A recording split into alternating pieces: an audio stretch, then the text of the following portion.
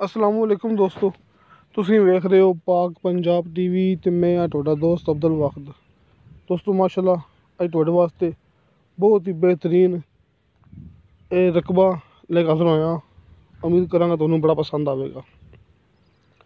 दोस्तों ये 5 कनाल जगह आपां नूं शाह साहब ने सेंड की, जिस तरह के भरावां दसदा हुन्ना कि नहीं रबाज शाह साहब आपां मूवी सेंड करदे ने ते उन्हें अपना इलाका है ज़िला रावलपिंडी, तहसील गुजर खान, मेन चक बली रोड के बिल्कुल करीब। चक बली रोड तो सिर्फ कोई 5-10 मिनट का सफ़र है शाह साहब तक कहना। दोस्तों तुसीं ये गल याद रखनी, जी मैं मूवी दिखाना हुन्ना भावें केड़ा इलाका मर्जी होवे लेकिन वो बिल्कुल ओरिजिनल होंदी है। सिर्फ वो चीज़ दिखाना, वो जगह दिखाना जी कि बराए सेल होवे। मैं भरावां नूं ये भी दसदा हुन्ना, अगर मैं झूठ मार के फेक मूवी यूट्यूब पर अपलोड करनी हो तो मैं रोज़ दियाँ कम से कम 10 तो 15 मूवियाँ अपलोड कर सकना। लिहाजा तकरीबन कोई कदे एक मूवी आ जाती है, कदे हफ्ता मेरी मूवी यूट्यूब पर नहीं आती, कदे 2 दिन बाद, कदे 3 दिन बाद।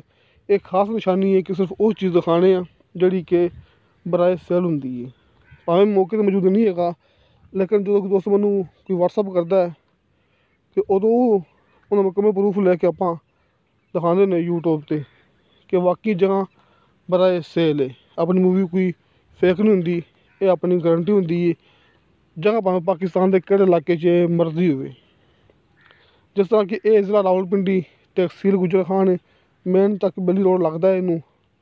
बाकी जी मजीद मालूमात होंगी वो शाह साहब को आप लै सकने कि जो बंदा मौके पर जाएगा शाह साहब इनू इस जमीन का, इस रकबे का विजिट करवाएंगे। आ वेखो सामने जो लग्या दरवाज़ा वो कमरा है। बाकी भरावां सामने इत्थे पोल्ट्री फार्म है कि बिल्कुल ठीक पोल्ट्री फार्म में गल आप करनी सीधी बिल्कुल कि सीमेंट की ये चनाई की गई है, पक्का मजबूत पोल्ट्री फार्म है। लेकिन फिलहाल छत जी वो मैं दिखाई से अगे भी दोबारा फिर दिखावांगे कि छत जी थोड़ी बहुती टुटी हुई है कि तुहानूं दोबारा रिपेयर करनी पैनी है। किधर किधर छत बिल्कुल ठीक है तो किधर किधर छत इनकी टुटी हुई है, ताकि भरावां नूं पता लग सके कि दोबारा रिपेयर करनी पैनी है। छत दोस्तों इनकी दोबारा रिपेयर करनी पैनी है।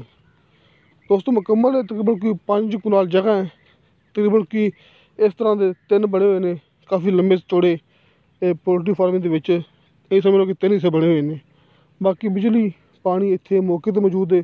खासकर बिजली के जो खंभे ने उत्तों गुजर रहे हैं कि बिजली से कोई टेंशन नहीं हैगी। तो पानी तुसीं लगाने वास्ते इत्थे तुसीं अपना कोई मोटर वगैरह लगा सकते जी। 100 फुट के नीचे मीठा पानी आ जाता है। दोस्तों जिथे बिजली मौके पर मौजूद हो उत्थे कोई टेंशन नहीं होंगी, क्योंकि उत्थे आप बोर करके अपना जो कि कोई भी चीज़ लगा सकते हैं। इत्थे आप पानी का इंतजाम कर सकते हैं। देखो तुहाडे सामने माशाअल्लाह।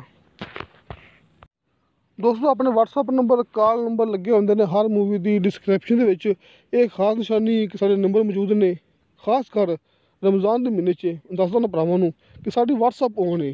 बेशक नंबर बंद हुए क्योंकि नंबर तुहानूं पता कि रमज़ान के महीने ज़्यादा बंद होंगे ने, लेकिन व्हाट्सअप ऑन होंगी है। तुसीं व्हाट्सअप तो लाजमी मैसेज करना, इतलाह देनी कि भाई तुहाडी ये ज़मीन देखी सी, जगह देखी सी, असीं इहदे बारे तुहाडे नाल गलबात करनी है। मूवी फेक हुए तो असीं अपने नंबर यूट्यूब पर नहीं देने सी, लिहाजा तुसीं साडे नंबर पर व्हाट्सअप मैसेज कर सकते जी।